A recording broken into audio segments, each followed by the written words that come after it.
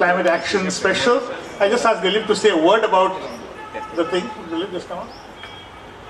Dilip is the director of the Community Science Center, which is running it. The exhibit was put together by CEE. Thank you, Karthik Bhai. This Science Express has been an amazing experiment. We are running it for last 8 years. It started in 2007. It started as a science exhibition mounted on a 16-coach train. For first 4 years, it was focusing on pure science issues. Then for 3 years, it was converted into biodiversity exhibition. And since last 3 months, it is running as Climate Action Special. Till date, it has been visited by 14 million people, mostly students, all over the country. And I must say, this is the largest climate change awareness program being implemented by any country. And thank you. Participation in this conference. We are coming to an end of this thing. We will have this plenary session looking at the recommendations and the drafts, and then a short final one for about half an hour so that we end by about 4. It will be a great pleasure to welcome some of the people here today. We have Dr. Kirit Parikh. Dr. Kirit Parikh has been a member of the Planning Commission, an eminent economist, and he has been a chair of CEE in the past, and he has worked specifically in areas of climate change and energy. We have Simon Tony, and as one of the youth leaders. For those of you who were in the auditorium the other day, you heard him speak, and we look forward to his comments as well today. We have Dr. Sunita Narayan, Director of the Center for Science and Environment, one of the organizations which has done remarkable for creating awareness on environment in India, taking up very difficult issues, taking up issues for which you're taking on some of the strongest in the field and facing them, and we look forward to hearing from her. We have Dr. M.K. Prasad, and I'm just seeing Mahesh. Before we start, I wanted to just do this announcement on Rupesh, and then if you and Dr. Prasad can do that, and then we'll go to Jim Taylor to discuss that. So can you come up for a minute?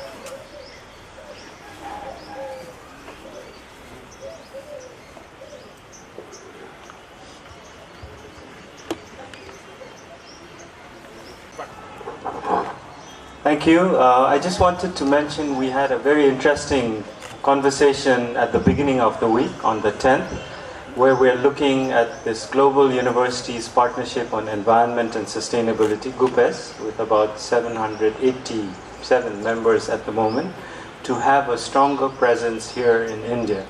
And there was a lot of interest. So we are looking now with CE and with Dr. Prasad's help to launch a national network, bringing the different universities together. So we're initiating this dialogue.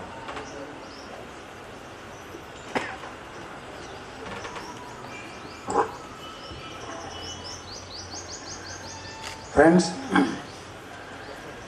my association with the Center for Environment Education is considerably long, lasting over 2 decades.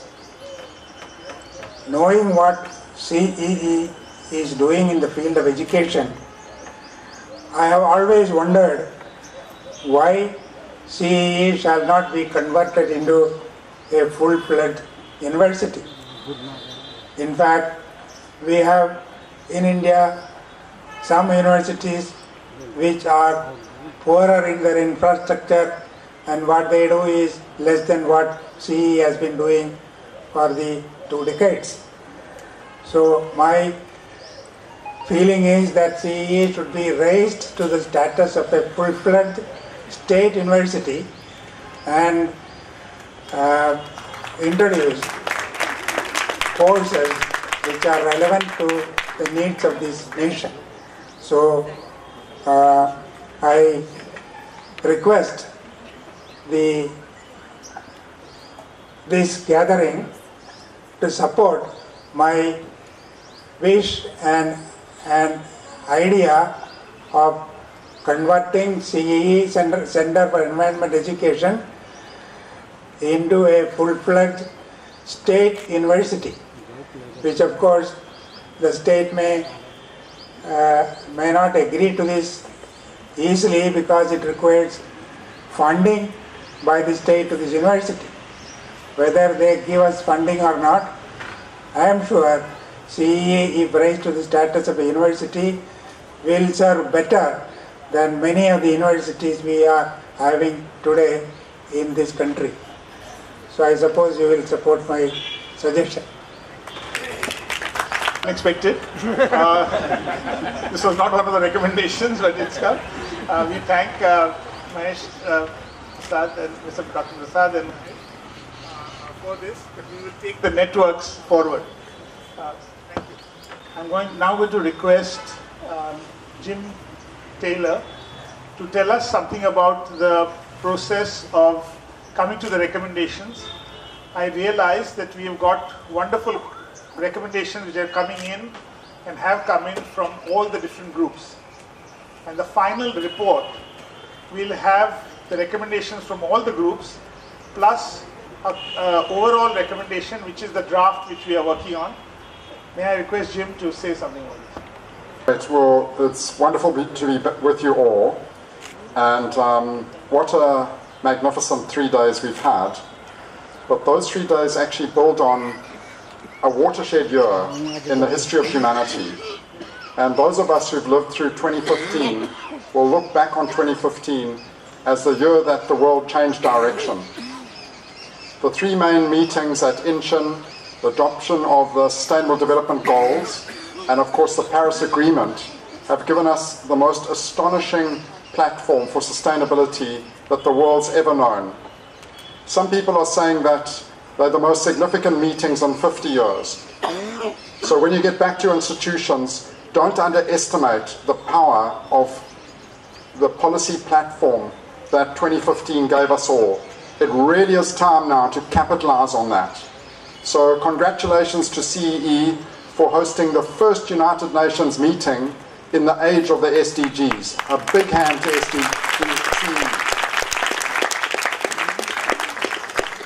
So if you've got this fantastic policy platform for SDGs, for the Paris Accord, for Incheon, you need to turn that into implementation and action.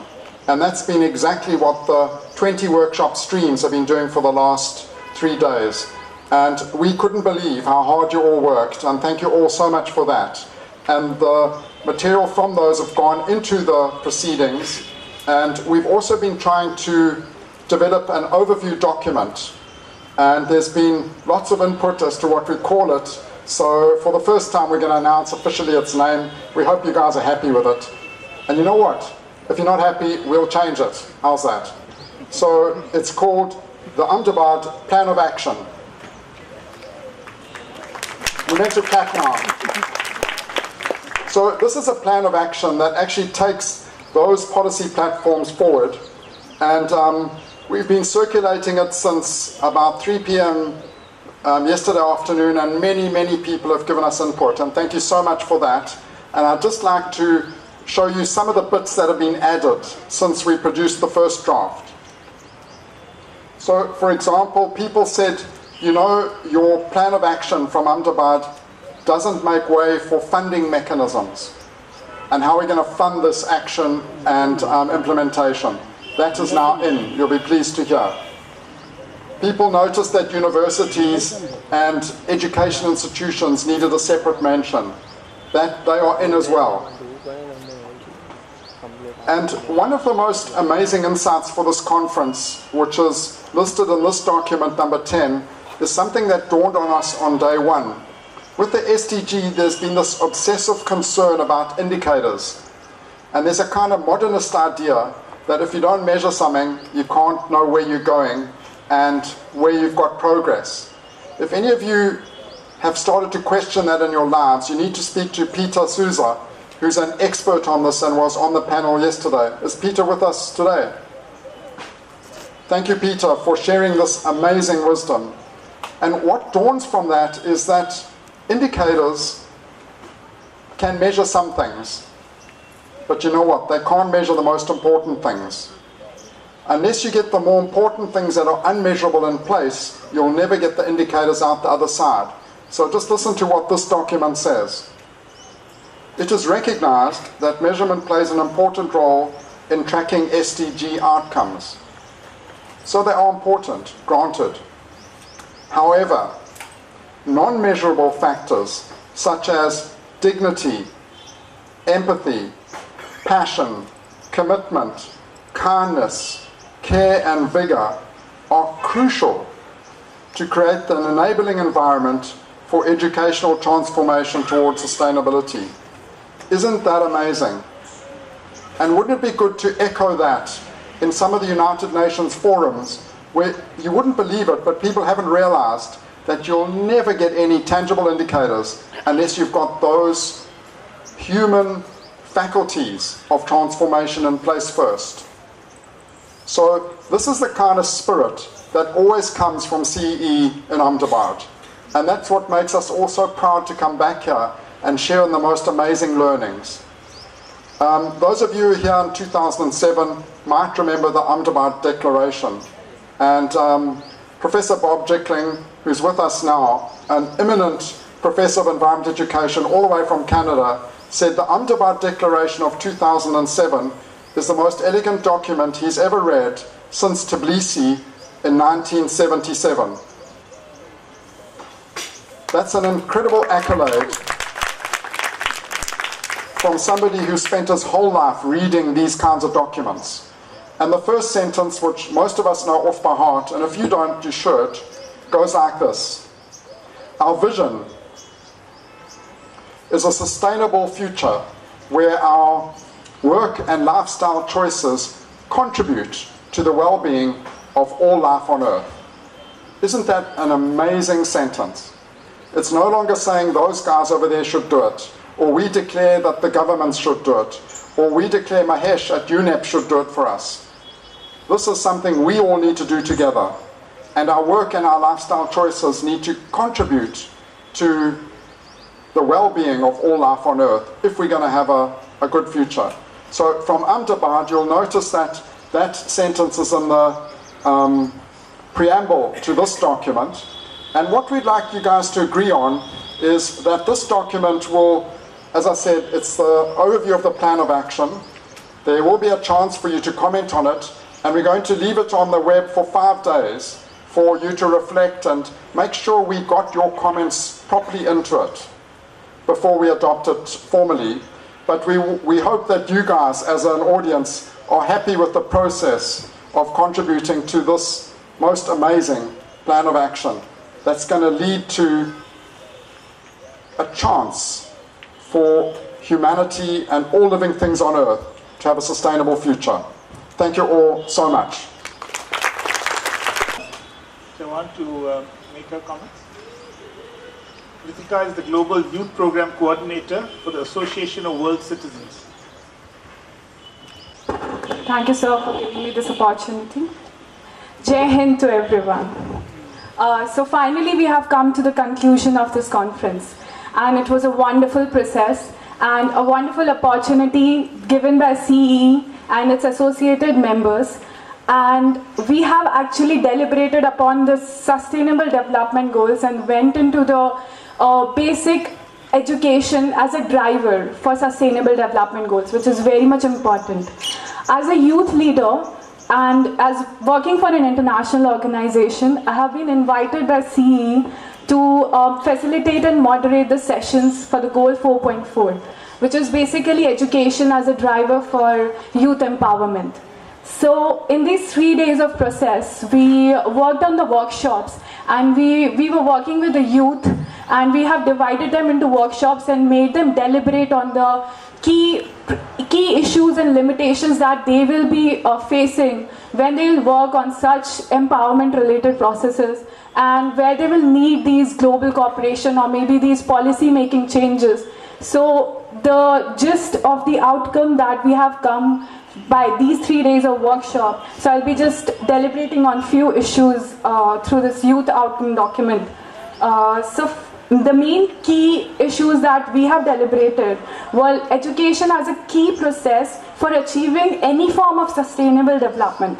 Secondly, we have focused upon the existing youth mechanisms like UNMGCY, UN DESA, which are already there, and other mechanisms which are present in the national framework. And thirdly, we have also deliberated upon the success stories so that the youth, which is already working on such developmental issues, can inspire the next generation.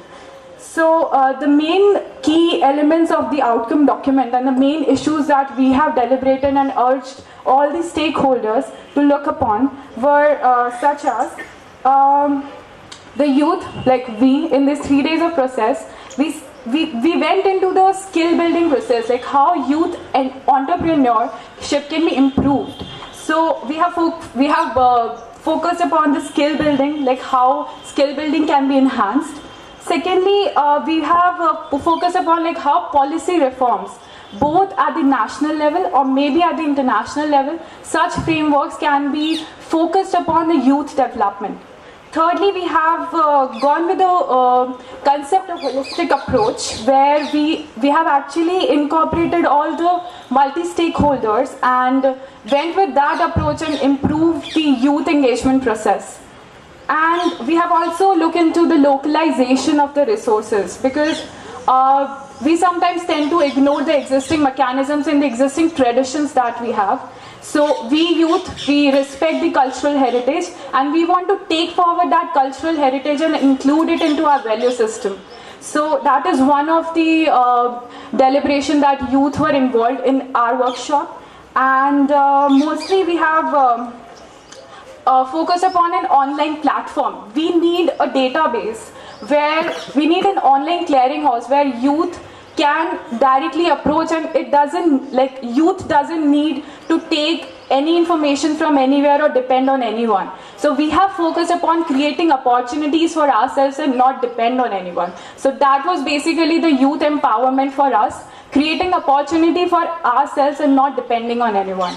So finally concluding, I would just like to thank CE for organizing this wonderful conference on sustainable development goals.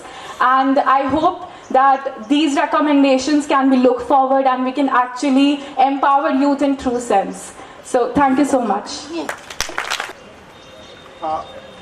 The recommendations from the different groups are all going to be up on the website. And you can comment not only on your own group but on any other group. All the plenary talks and the film on that will be put up on the website. I believe it's already started. So they will all be available. And the governor's talk with subtitles is also going up. I want to thank CE for giving me this opportunity.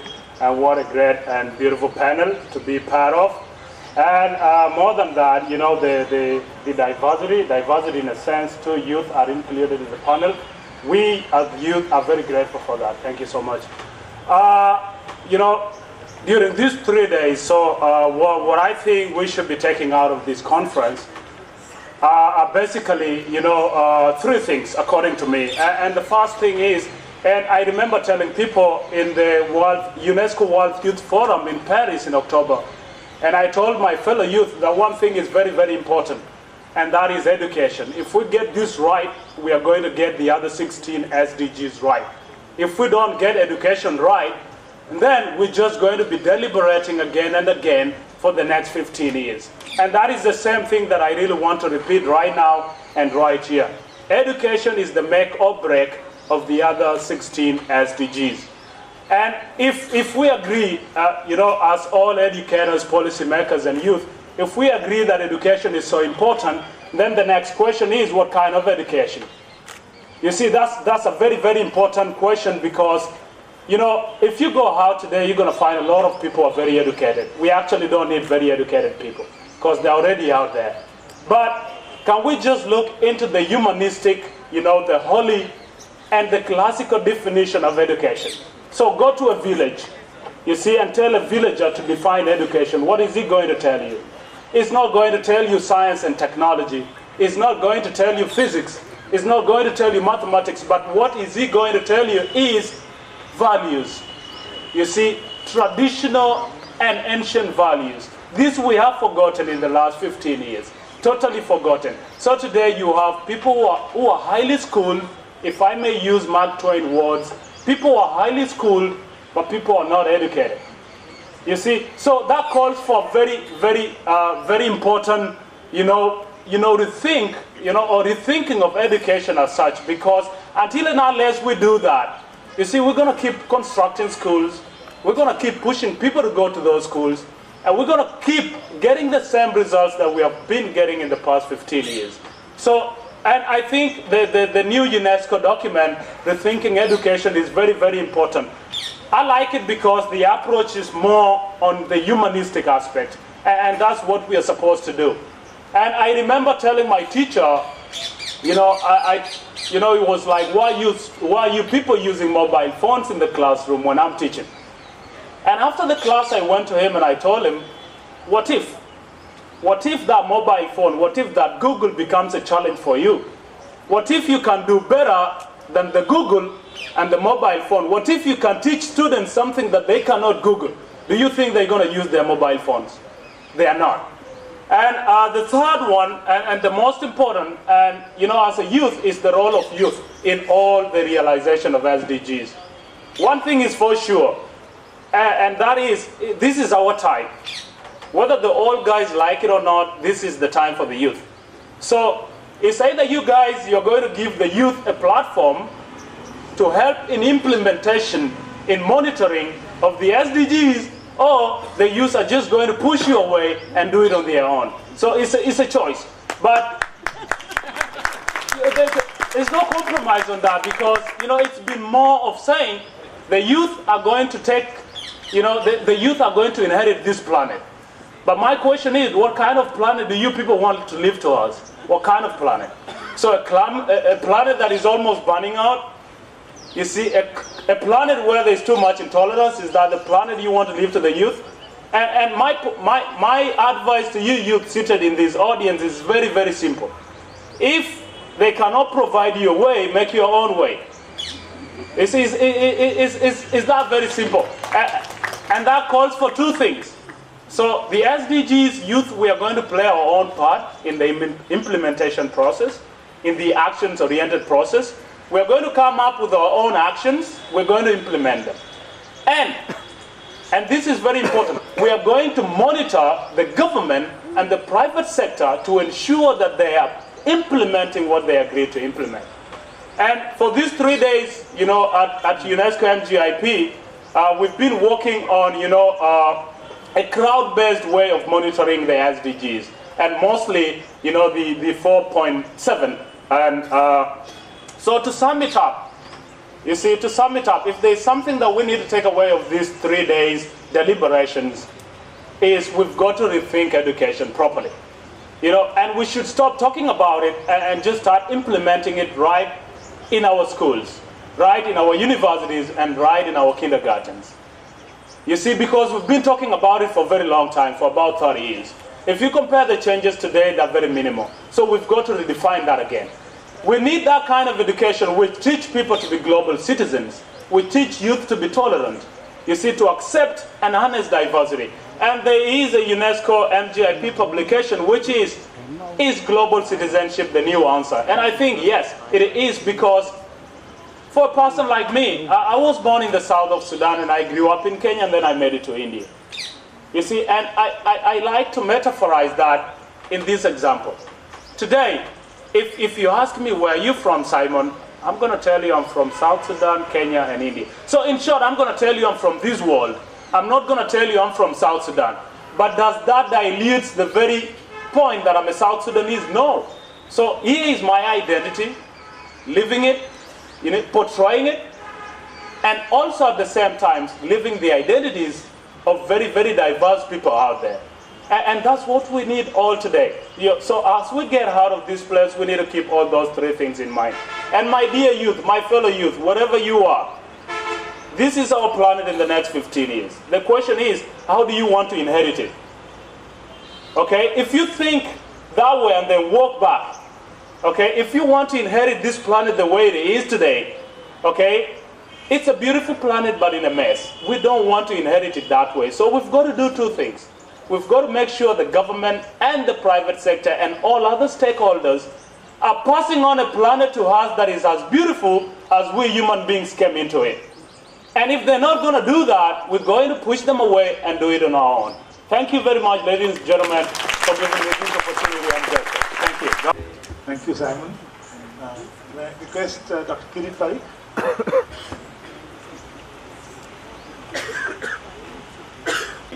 To come to this conference and to speak a little bit here. I think it's very clear that mankind has come a long way.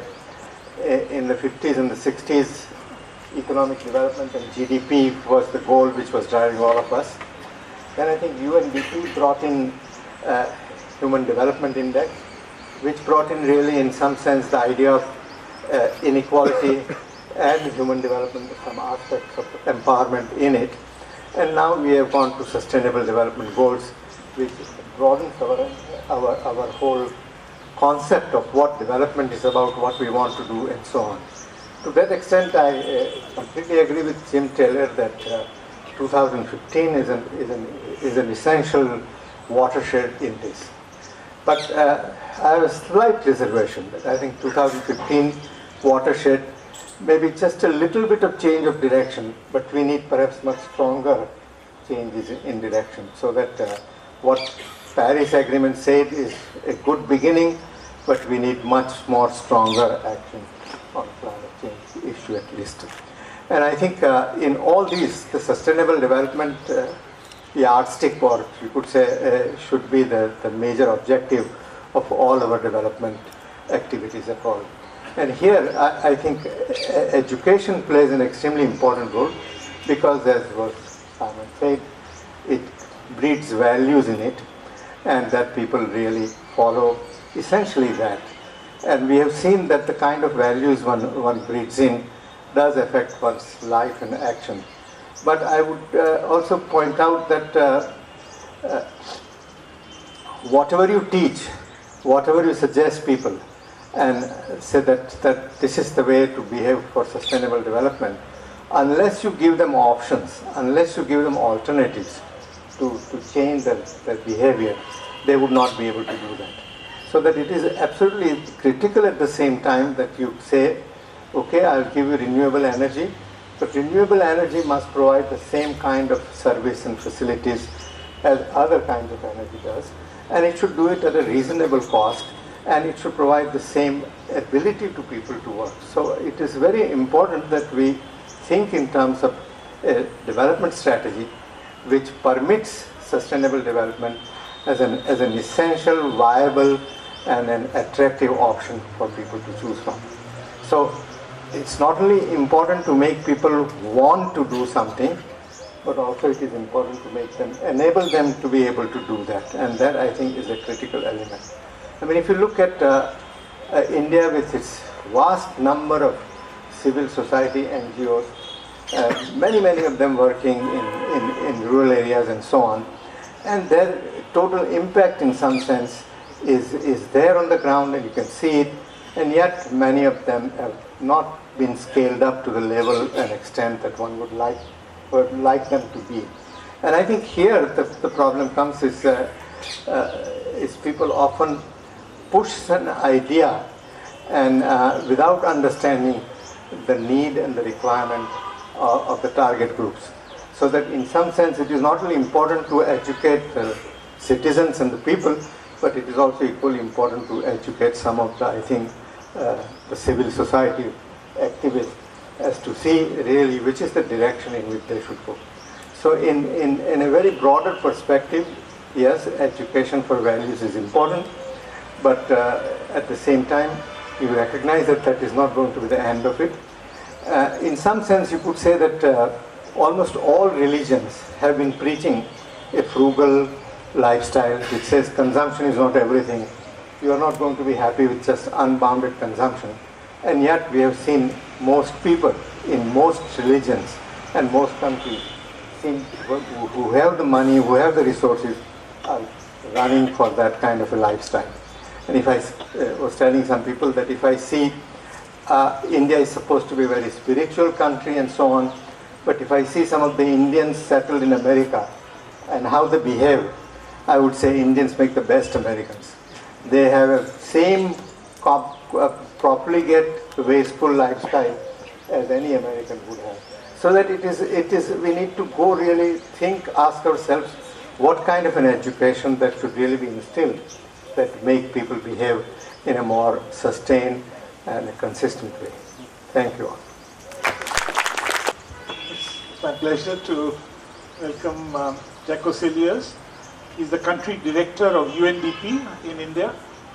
Last him to make his comments. Thank you. Kartikeya also for this opportunity, and it's really nice to be here with all of the panelists, but I think more importantly also with all of the participants in this very important meeting, also to see the diversity of different people from different places, but also from different walks of life, all caring about the success of the SDGs, and I think the implementation of how it needs to be done as well. Also the others in the UN family that really, I think, very much appreciate these ongoing efforts of dialogue and deliberations on how to make sure that various goals are successfully implemented. It's part of a larger effort, I think, that includes many partners. So thank you very much for those opportunities. It's also nice to hear a little bit about what Simon and Kritika were saying. Sometimes when I hear young people speak with passion, I look at myself and say, you know, look at my own body and think, what the hell, where did it go wrong? But I think that's part of why we have youth, and to inspire us and also to show where we should be going and what needs to be done. So keep doing that. That's important. It's your future. It's our future, but you are creating a better world for your children's and generations. So that's really what is needed from young people, I think, more importantly. I'm not going to say too much because I think there was a lot of discussions already around the SDGs. I think it was very detailed in terms of what I've noticed, in terms of the outlines, the various goals, but also the actions that were proposed. Maybe just to mention that I think if one really looks at the SDGs in a comprehensive way, there is really, I think, a realization, and it's been mentioned here by many people already, that the world has really become, I think, first of all, a little more complex. Development challenges and solving sustainable solution for us as a human race on this planet, it's not easy to solve that, and we need really, in the secondly, we really need integrated solutions. We can't look at it just from where we're sitting, whether we're in academia, government, civil society, multilateral organizations, business. We need to look across sectors and contribute in an integrated way, not through silos. And that's the same for, depending on which thematic, academic or development area we represent. I sometimes joke that we often in the UN have a lot of challenges to integrate amongst ourselves, even with my colleagues in UNDP, between the environment, the governance, the poverty reduction section, we often sometimes don't talk enough to each other. And I think this is really what the SDGs is driving, that it is a comprehensive understanding of solving problems that are very complex. And again, if it would have been easy, we would have solved them already. And I think that's kind of the second challenge. The third is really innovation, where some of the solutions are and how we use innovation also in a way that really can bring that out. And I think the discussions had wonderful examples, and I listened to great stories of where that is already happening. And then I think fourthly is just the whole issue of, and I think that's a challenge maybe here, how do we continue to dream big and have a big framework and very large comprehensive goals with many indicators, but at the same time keep our feet on the ground and realize what we're doing on a day-to-day basis. And I think that's really the challenge, because it's good to just dream and have a wonderful vision of where we want to be, but there's the reality, and I think many of us, including in the civil societies, the organizations working with the poor and really on the grassroots level, feel this on a day-to-day basis. And I think that's finding that balance is often between reality and what we want to do is really important to accomplish as well. So I think I want to thank many of you for working in those areas. I remember working in Palestine when one of the people said that he used the example that we have to be clouds of witnesses. And what she was meaning with this is that we have to have our head in the cloud. We need to vision what we want for our children and their children. but we also need to have our feet on the ground, and we need to face and deal with those that really need our help on a day-to-day basis. And I think this balance is very crucial as we move forward. Having said that, therefore, I think that really the action plan, and I've read it briefly before it was shared, I don't know if it was changed and updated, but really is also a great action for what needs to be done. That's really where the next phase and the next work needs to be done. I use the word GRIP, I think, and I mean G-R-I-P. We now have the goals, the G. We now have to find the roles, because different people have different roles for different areas. We need to have a very good implementation. And then I think we also need very good processes, how we're going to implement it, whether it's in our communities, in our cities, in our districts, in our countries, or globally as well. And I think that's really where these discussions and the action plan is wonderful to see what has been proposed and how to move it forward. And that's really a lot of that is needed. However, having said that, and being at many of these conferences, I come from the NGO sector before joining the UN, and I think we used to have 3 words, see, plan, and action.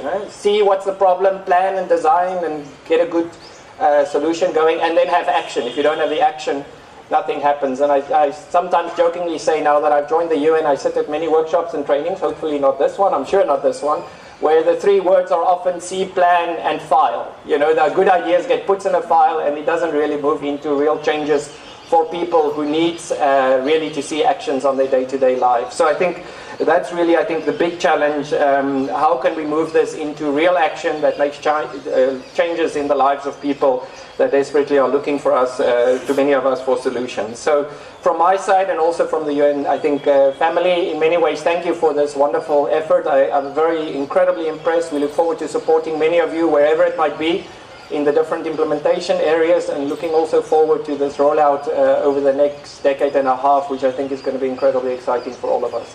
Thank you very much. Thank you for those nice words. I can assure you that these will not be filed. These will not be filed. We've got a good track record. And when I say we, I'm talking in behalf of the whole group here. They've shown great passion in what they've done in each of the workshops. And it's each of the discussion, I mean, one wish one could be in all the workshops together, but one could see this. Now I have the pleasure of asking Sunita to share her thoughts. Many of you who don't know, I started my work journey from here. So this is my birthplace in some senses. This is where this was my first job. And it's always wonderful to be back. So thank you, Karthikeyan, and thank you everyone at CE. Clearly a very important opportunity. I mean, we know that the world is in deep trouble. We know that the Paris Agreement is too little, too late. It leaves behind huge issues of how are we actually going to reinvent and transform our world to stay below 1.5 degrees. Otherwise, what we have in Paris is some wonderful words and some big men in suits who could pat themselves on the back, but the world is in trouble.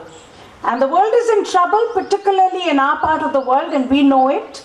We know that we are beginning to see extreme weather events. We are beginning to see agrarian distress of the kind we've never seen before. And we know that that is very much what the future holds for us.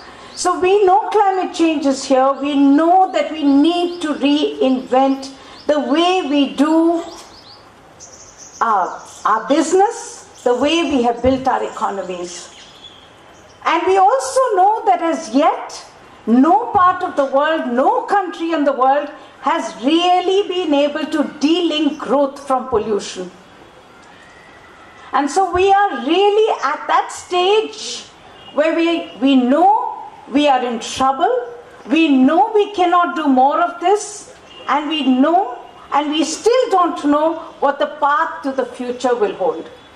And that is why, in my view, the role of education becomes so critical. That's what you said, Simon. That's what everyone said on the panel. We have to reinvent education itself. because we don't know what to educate people on. If you educate them in terms of what we already know and what we are doing today, then we will only create more trouble for the future. So we have to be able to reinvent education by being able to look for the transformative action that we know needs to happen. We have to be able to stand behind the ideas that we have, and we need to be able to push, and to push we need to be able to measure what that transformative action means.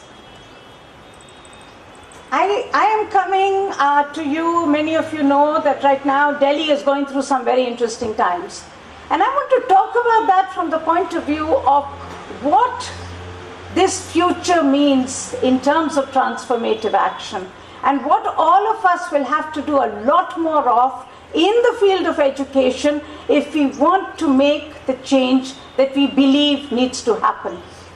For the past some years we know, and we know that even in Ahmedabad, but we know certainly in Delhi, that our air is foul. It's absolutely toxic, that every breath we take, we are actually breathing in air that is making us ill.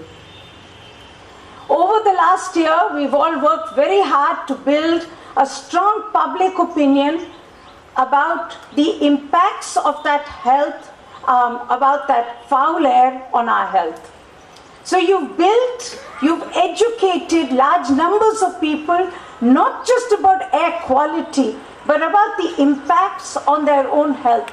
You've made the linkages, you've built an understanding in large numbers of people that air pollution is something that we cannot keep saying is okay.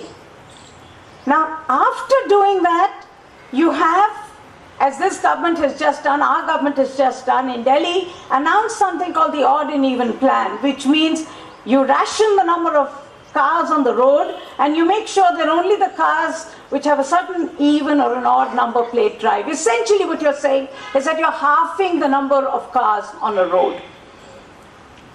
There's been huge support for it because it has meant that the congestion has come down. There has been extraordinary compliance with the program, partly because people understand that it is being done for air pollution, partly because there is punitive action if you are caught. So there's a deterrence, and there is also a drive which pushes people, which is built on their belief that this is good for them. But there is also opposition. So last week there was a case in court which the lawyers had taken to say that this scheme needs to be scrapped because it is creating inconvenience. But more importantly, they said that the scheme is having no impact on Delhi's air quality. Now, it is a fact that since the scheme has been introduced in Delhi, air pollution levels have gone up and not down.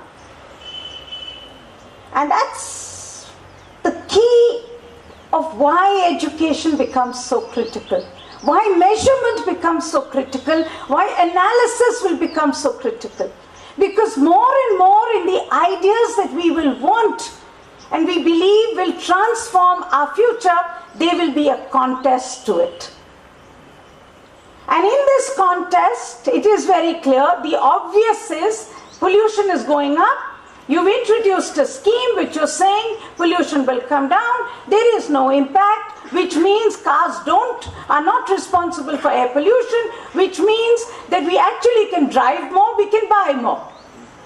That's the simple conclusion that was actually made in the High Court, which has been made now increasingly in the media because there is a very strong lobby which is very annoyed with us right now.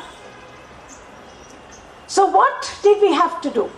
We had to actually look at the trends of air quality over the last few months in Delhi, and we had to compare the trends of air quality with weather events and look at whether in the past, when weather was as bad, when there was no wind, when there was high moisture, when there was inversion, what was the peak in pollution?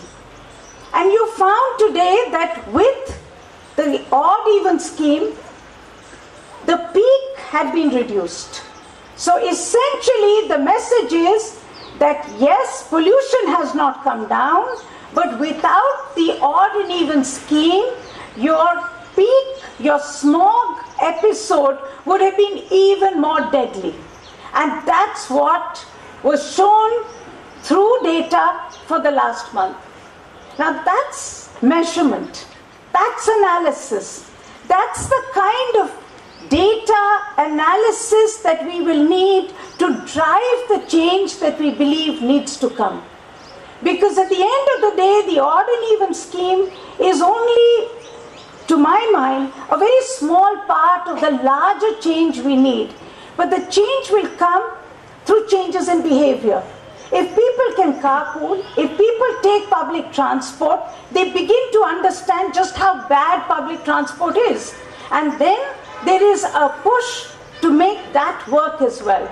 So you make change through a ripple impact in this way. But to do this, you need to be able to make the links, you need to be able to make sure people are educated about the impacts of that on their own health. You need to be able to constantly measure and to be able to influence public opinion in terms of what's actually happening, what's the actual impact, and where and how you want policy to go. And that is really what, to my mind, this conference is all about. This conference is about saying, how do we find the ideas that are the transformative ideas in our society? How do we educate people about those ideas? And how do we stay ahead so that as the conflict and the contestation grows against those ideas, we can actually keep influencing people to make sure they take the right decisions. And that will be the beginning of the change that we require. Because only when we can challenge the current consumption production patterns of the world, and only when we can show that there is a different way of doing development which is good for health, good for well-being, and also good for the planet, that we will actually find the answer that we are all looking for. So I think that's really what's exciting about this conference. Thank you very much, Karthikeya, once again for this.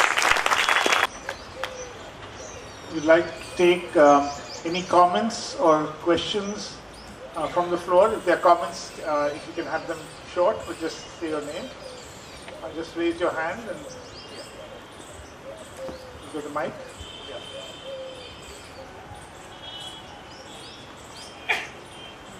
In front here. Yeah.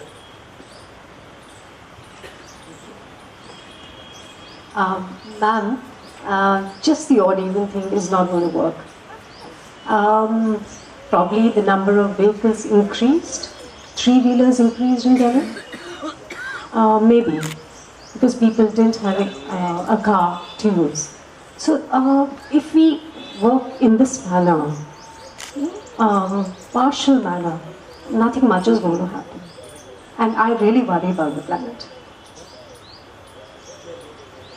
Let's take a few. Yeah, let's take a few comments. Thank you very much. My comment is to a speaker who talked about that all sectors need to talk with each other, not to each other. And I agree with the concept that all along there has been work that is going on in sustainability, but it is in Caucasus. It is time that has been given to us an opportunity to put up a connection to the dots in the Caucasus, so that a doctor in the clinic, as I said in my presentation somewhere, can know that they have to walk out of their consultation rooms and go into the field and chase the disease from its source, and that is home, and not wait for people to get sick to rake in money. I want to see a situation where an economist understands what is happening in the field of education. and that a teacher knows that he has to know something in medicine. The moment we begin that concept, interacting with each other, then we'll believe that we can hand over the world that we've inherited from our children. We have inherited from our children. We hand it over to them in safe hands. Thank you.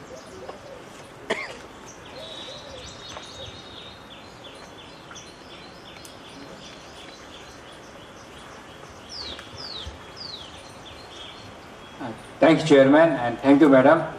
You give the very good highlight of the Air Pollution Act in Delhi.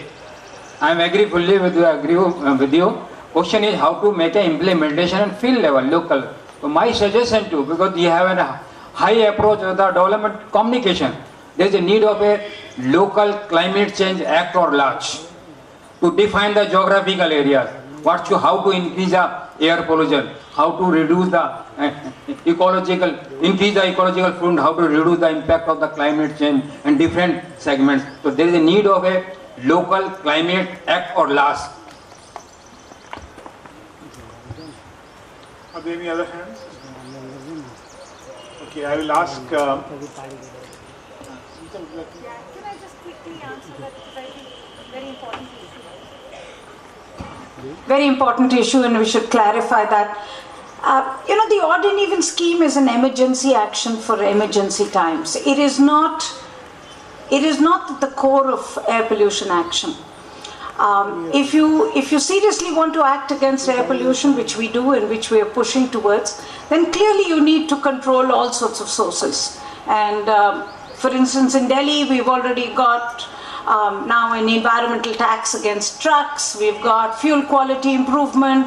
Government has announced that it will advance the Euro 6 by 5 years now. So a lot of things have to be done.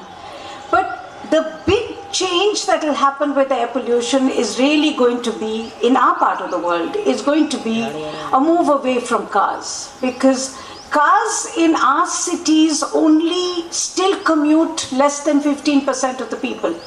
But they lead to congestion and they lead to huge amount of pollution. And unfortunately what is happening is that we are still looking at public transport for the poor when we are poor. We are not looking at public transport or reinventing mobility as we get rich. And we will do that when we get completely rich and our cities get so full of cars that we'll think of the bus once again. We have the opportunity today to reinvent. So in case of Delhi, why I'm excited about odd and even, though it's an emergency action only for peak pollution days, it is not for long term. What it does is to push the conversation towards the lack of public transport. And it pushes for the need for huge augmentation of public transport. I mean, today public transport is being discussed on the front pages of our papers, which we would have never had till even 2 weeks ago. So I think that's where, and it's also changing consumer behavior, because people are carpooling, people are getting into public transport because they have to, they're adapting, they're changing. So, and they're also finding that it's not so bad. A lot of people are coming back to us and saying, well, the congestion on the roads is so less, we are spending less time in commuting, maybe this is a permanent solution. So I think we need to be able to try out some really crazy ideas, and we need to be able to push the envelope a little more, because that's really what we require today. The genteel, soft, incremental approaches have got us to where we are today. This odd even debate, I was also one of the, I am still a supporter of that. And I think it is an emergency act. And what we have observed in the last few days is that the ridership in metros have gone up significantly by 10% plus. And that auto rickshaw drivers are fleecing people by charging ever high, because people are now taking riders. What we need to do, and there are many things we need to do, certainly I would say we could still further advance the Euro 6 by making it compulsory by 2018, and I think it's possible. And the opposition to it, the people were saying we can't produce Euro 6 fuel because it requires large amount of investment. Well, that investment has to be made someday or the other. Why not do it now? And the total impact on diesel price, even if they make all that investment and pass that on to the people, would be less than 60 paisa or 1 rupee a liter. So it is really not a difficult thing to do, and it can be done. But what you can do even immediately with odd even is to bring back the e-rickshaws which were plying in Delhi last year, and within few months they were increased to about 1 lakh e-rickshaws. But for some reason or other they were declared as dangerous, not safe, and they were pushed out. And that shows the power of the vested interest lobby of auto rickshaw drivers. Would you like any comments?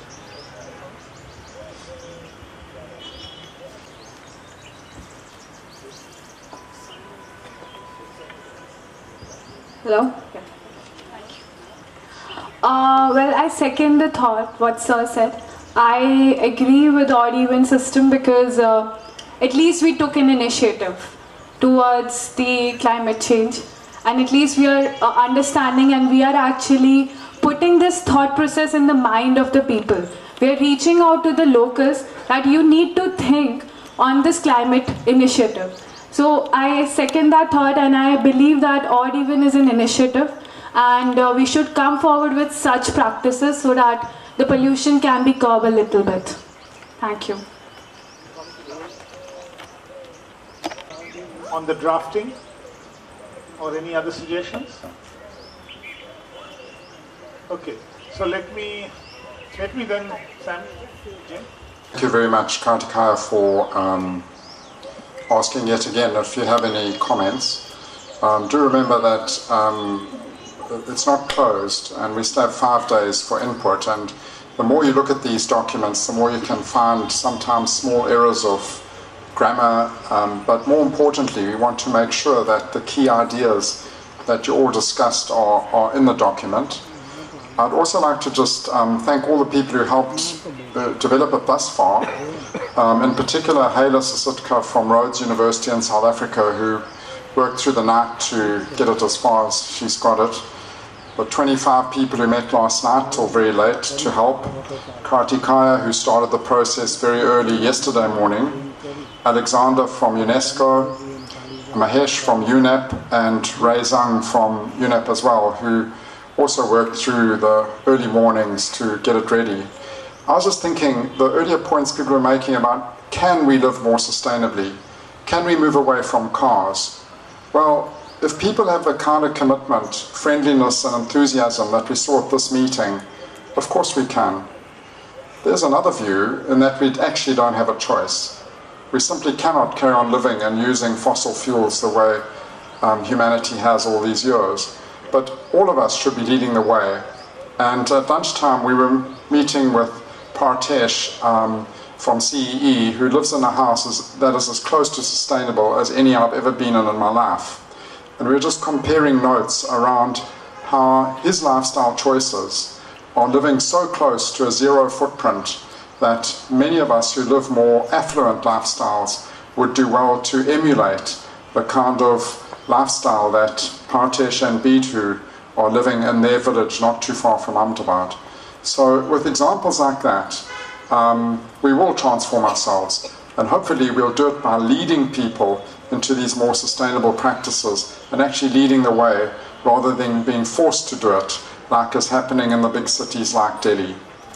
Thank you very much. So I want you to thank the panel for this wonderful insights, and may I now request Mahesh, Alexander and Adriana to come up on behalf of the 3 key partners to this conference for a final 15 minutes of just saying where we are going to take this.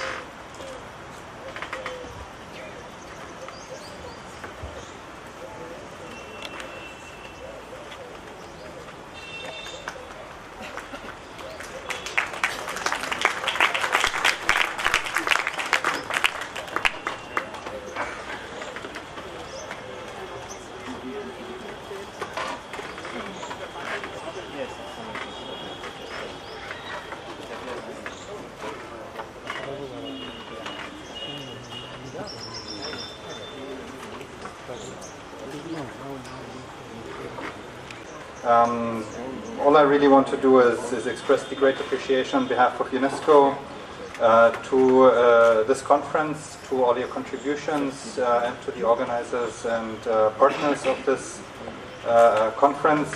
We said a couple of times, I think throughout the meeting, that the conference came really at the right time, at the beginning of the year of the start of SDG implementation. And I think there was also a very, very clear consensus from the beginning that it's exactly the right approach that the conference is using, to use the SDGs as a matrix to discuss how education can be the key driver for sustainable development. And we've also said very rightly and repeatedly that it's not any kind of education that drives sustainable development, but it must be transformative education. I think the outcome document captures very nicely what we have discussed, and I would also like to add my thanks to all those who contributed to writing the document, which I think will be a very, very good basis for all of us to move ahead. With regard to UNESCO's taking forward the outcomes of the conference, there's a couple of things maybe that I can mention. As you know, together with a number of partner organizations, we are at the global level implementing the Global Action Program on ESD in the 5 priority areas with 5 networks around these areas. And what we will try to do very seriously in the next couple of weeks is look at the conference outcome, including the outcome from the different workshops, together with our partner organizations, and see how we can really conceptualize the implementation of the Global Action Program around this matrix that looks at the different education's contribution to the different sustainable development goals. That's the more sort of strategic follow-up that I'm committing to. And another very concrete thing is that we will do.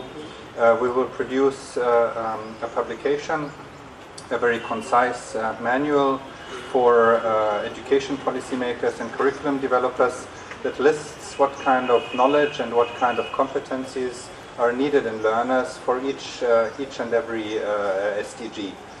It should be something that helps education policymakers to really put into very concrete practice what the conference discussed, to put into curricula and put into education plans knowledge and skills and values that are relevant for each and every sustainable development goal. We will be in touch with many of you, because of course such an effort is only possible with a lot of expert input, and we'll hope to be in touch with you over the next couple of months when we will develop this concrete publication, a very concrete follow-up from the conference. I think in general there has also been a strong consensus that it's a good moment for education for sustainable development, because it's a very different situation from the beginning of the UN decade of ESD, when we still had to make a lot of effort to lobby everyone that ESD is important, ESD needs to be integrated into various efforts. We now have ESD fully integrated into the 2030 agenda. And as we have repeatedly said, the only question that really remains, of course it is the crucial question, is how to put it into practice. So with this, again, thank you very much to all partners and supporters of the conference, my good colleagues at UNEP in particular, but also at the Climate Secretariat, with Adriana representing the Secretariat here. Thank you also for the support of the government of India and many others, as you can see here represented through the many logos. I think maybe the key to the success of the conference was, apart from all of you, was CEE, the place of the conference and the people behind the conference. So a particular appreciation really to Kartikeya and his whole team, including everyone who handled all the small organizational issues throughout the 3 days. It has been a real privilege for me, for UNESCO, and also for me to be part of it. I started working full-time in ESD in 2004, and I think almost from 2004 I worked with CEE together and with Kartikeya. And I for the first time visited CEE, I think 2 years ago, but it was my first real conference participation here, and that's really a particular privilege as well. So thanks again to CEE, to all of you, and you have UNESCO's commitment to continue working in this area. Thank you. Just to follow up on what Alexander mentioned, and I think when Kartikeya first approached me, this was in October, right after the SDGs were adopted, to have this conference in January, I thought it was mission impossible. But here we are, on the last day, and when I look back from the opening, I think we've done these 3 days and 750 participants. I cannot imagine. That came here from 20 plus countries. So the logistics was amazing. I think 5 plenaries, maybe 100 sessions. We have 17 goals, so each session is just amazing. But more than that, I think the friendships I saw in the corridors and the discussions, the bilaterals, and I think this is where the power of education is, to come together to make a difference. So I think when you look at the Ahmedabad framework, it's something very concrete. Just from the higher education alone, I was in the session this morning, we had more than 30 plus recommendations. So imagine with all the different streams, and when you put it all together, I think with the Ahmedabad Declaration or the Ahmedabad Framework for Action, we have something quite concrete to take us through. And as Sunita mentioned, I think now maybe we have to look at reinventing education. On the first day with the governor, we looked at lifelong education. We looked at some of the very fundamental issues with culture that is so rich and strong here, and how we can take this forward. So yes, 2015 was important in terms of all the agreements, in terms of the goals, but now is where the rubber hits the road. And I think this is where we have to start. From UNEP, I think we are very keen. We have our next big United Nations Environment Assembly in May in Nairobi. And the theme this time is healthy environment, healthy people. So much of what was mentioned in Delhi, all over the globe, this health issue with environment and with people. I think that needs to be brought out, and in that we will be organizing and trying to give education much more sort of prominence. We hope to organize a session on the MOOCs, on the Suli test, on a couple of other important issues.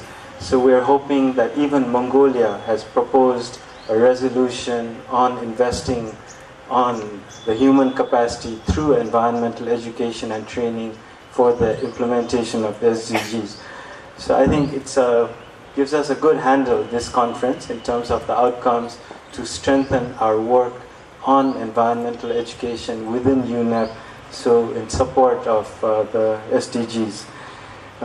In conclusion, just wanted to again thank, I think, the organizers, Alexander from UNESCO, and we've been working very closely, and we want to show this as an example of interagency collaboration. So thank you, Alexander. And also Adriana from the Big Paris Agreement, and we have a whole climate alliance in terms of education.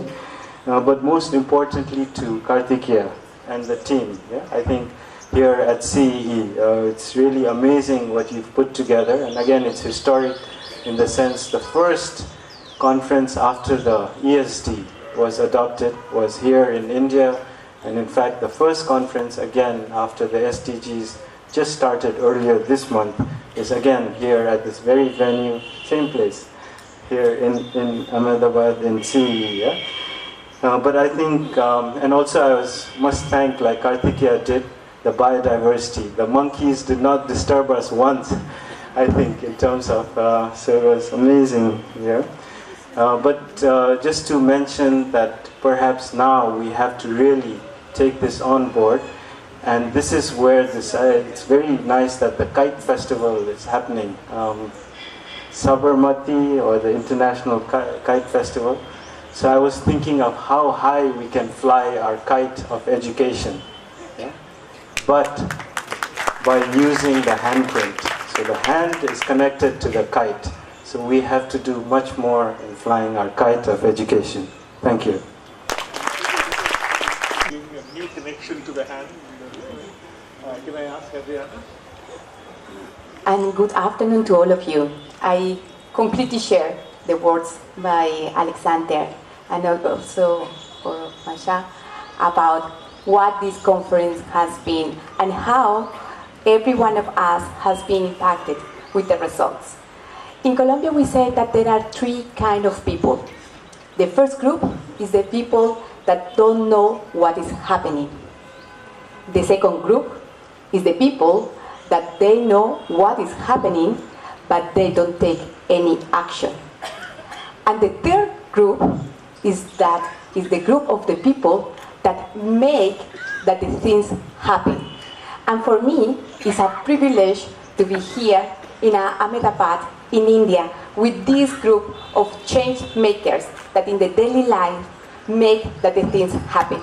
And for that, I want to congratulate all of you because it is a recognition about your daily work, about your passion, and about your commitment. I always wanted to be here in India, and it is my first time.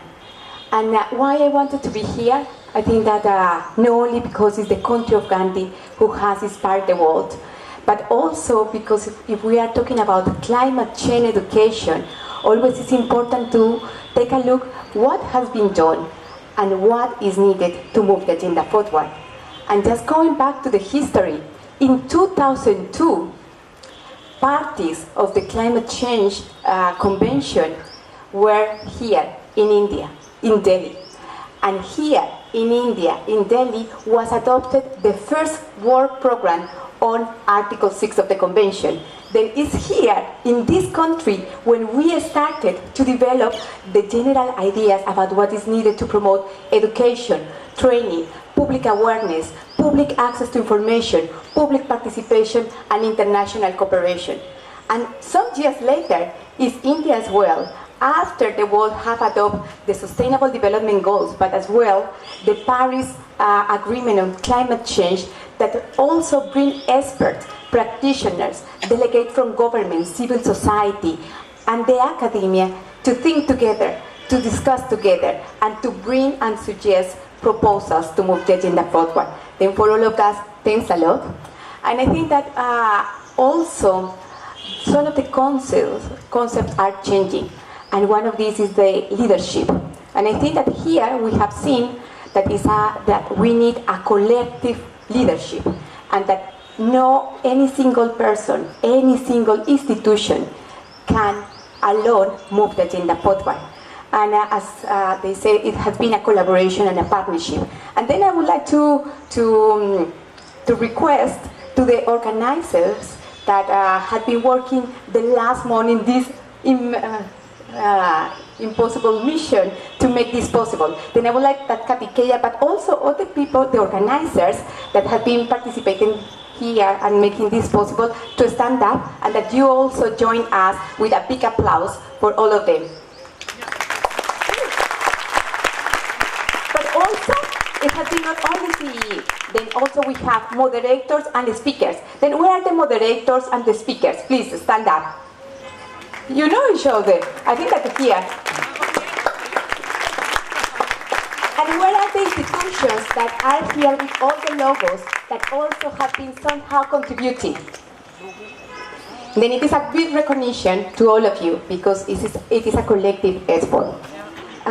Some of the keywords that I take from this conference is about leadership, is about commitment, is about innovation, dialogue, exchange of experience, determination, and it's about empowering people to transform and to take action. We have now the big challenge to implement this agenda. And how from the United Nations Framework Convention on Climate Change we will take these recommendations forward. I think that there are 4 key areas. Last year in Paris, we organized for the first time the Education Day to bring together not only the ministers of environment that usually participate at the COP, but as well delegates and ministers of education. And it has been a big effort working with UNESCO, with UNEP, with other UN agencies, but also with the governments. This year we want to celebrate the second Education Day at COP22 that will take place in Morocco. And the idea is that the results and the recommendations from this conference could be presented there. The second point is about the process that in the UNFCCC we are taking in 2016. As you may know, after the New Delhi World Program adopted by parties in 2002, parties adopted in 2012 the Doha World Program on Article 6 of the Convention. And this year is the intermediate review of this work program. It is an opportunity for government, but also for the other stakeholders involved to take a stop about what has been done and how we can move the agenda forward. I think that these recommendations can really fit the process and can bring innovative ideas. The third one is, I think we need to learn from each other. This conference has been this platform.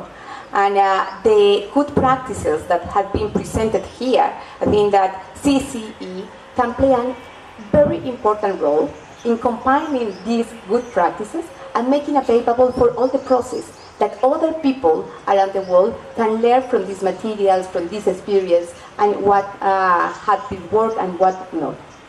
And the other point is, in the workshop on climate change also was done a recommendation that the national determinate contribution, that is the work plan of every country regarding action on climate change, will include a component on education and Article 6. I think this is a very strong recommendation that can also make that every country, according to the national realities, circumstances, and culture, can move the agenda forward.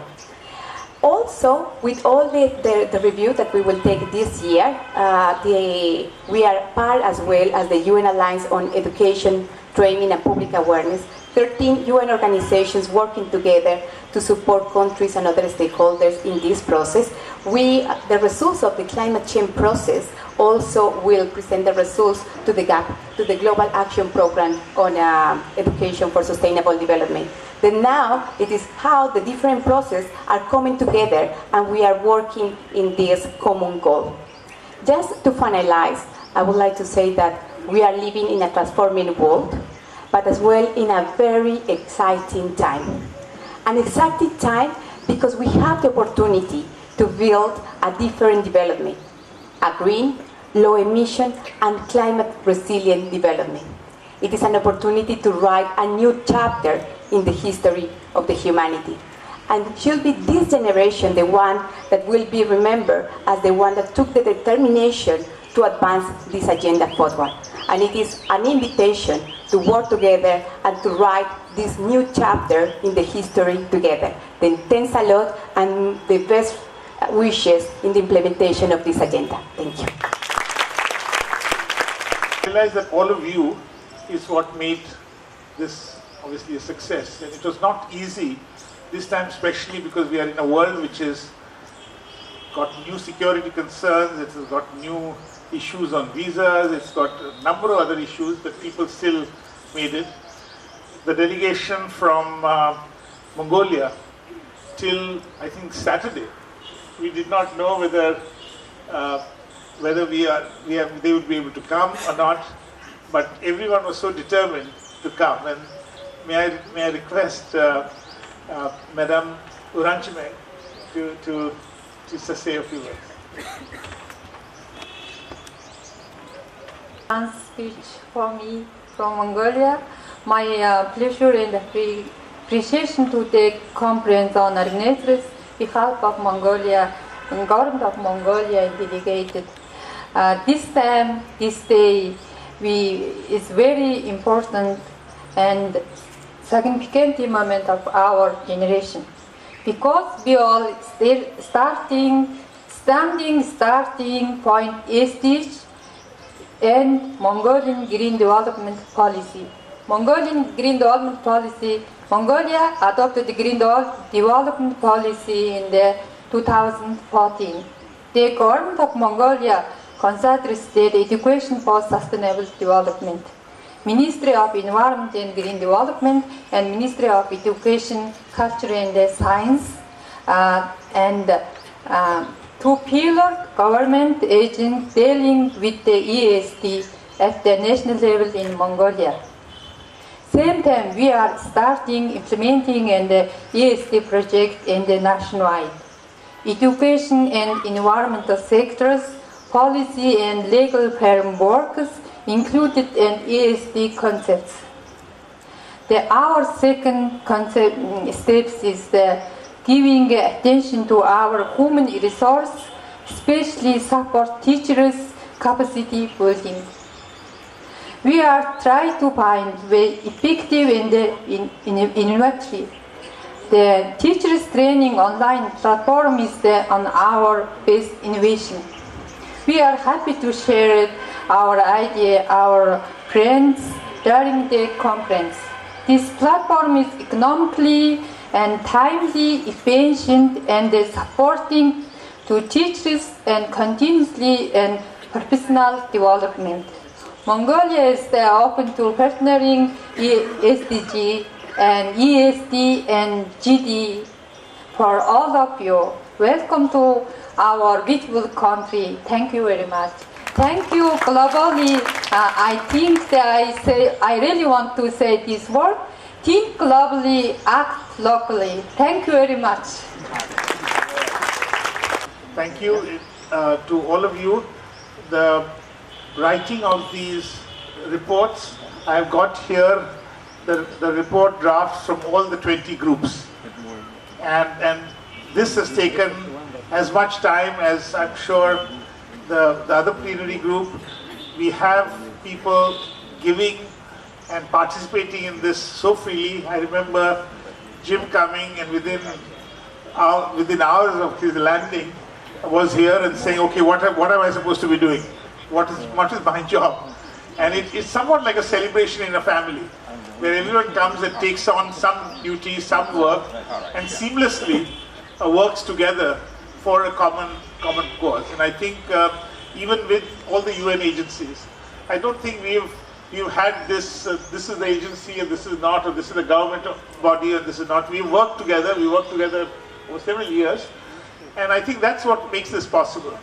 We have several partners here, and I must say that many of the partners we phoned and we said, will you take this responsibility? I can see Parthasati there. Will you take the responsibility for this goal? And go about it. Chetna is here, several others, the Sabarmati Ashram. And it just went forward. And I'm really looking forward to these. As I said, all the material will be available on the web. I believe already some of the plenary speeches are already up by this afternoon. All these drafts will be up and will be there for you to comment, as will be the draft which Jim Taylor and Ayla put together, finally collecting it from the whole drafting group. So a big thank you to everyone. There are two announcements. One is that we have arranged for those of you who would like to go to the Sabarmati Ashram. After tea, there will be buses which will go to the ashram, the Gandhi's ashram, and Dr. Tridip Surut, who is the director, he is going to take special, seeing that you can even see the archive and some of the new facilities which are being there. And the Kite Flying Festival is a rather unique festival in Ahmedabad. Someone walked up, I think John walked up to our calendar, which is in our section, and says, what is that red holiday tomorrow? And my office said it's the holiday for kite flying. And I couldn't believe that you could have a holiday when people fly kites, but we do. And it's really a wonderful, wonderful holiday. The bus for that will leave from here at 10 o'clock tomorrow. At 10 o'clock to take you into the inner city. If there are anything else which you would like to see or do in Ahmedabad, if you're here, you're most welcome. So thank you all, and let's have a clap for everyone who's put this.